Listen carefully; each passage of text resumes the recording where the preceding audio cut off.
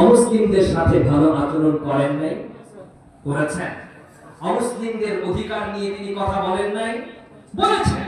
অমুসলিমদের নানা রকম সুযোগ সুবিধার ব্যাপারে তিনি বিবেচনা করেছেন। আপনি আপনার দায়িত্বের জায়গা থেকে করেন না, সমস্যা নেই, কিন্তু এর অর্থ তো এই নয় আপনি তাদের অন্যায় অপকর্ম রবের সাথে জঘন্যতম গুনাহ শিরকে লিপ্ত হওয়াকে আপনি শুভেচ্ছা বিনিময় করবেন, বাহবা দিবেন।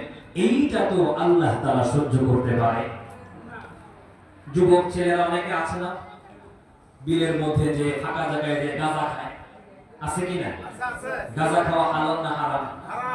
আপনি জানেন কিছু যুবক ওই জায়গায় গাঁজা খায়, মদ খায়, বিড়ি সিগারেট খায়, আড্ডাবাজি দেয়, এই অন্যায় অপকর্মগুলো করে আপনি জানেন। আপনি যে যদি তাদেরকে বলেন শুভ গাঁজা দিবস, তোমাদের এই গাঁজা খাওয়াকে আমি শুভেচ্ছা জানাই না, শুভেচ্ছা জানানো যায়?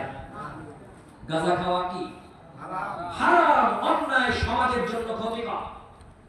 এইরকম জঘন্য অপরাধকে কখনো শুভেচ্ছা জ্ঞাপন করা যায় না।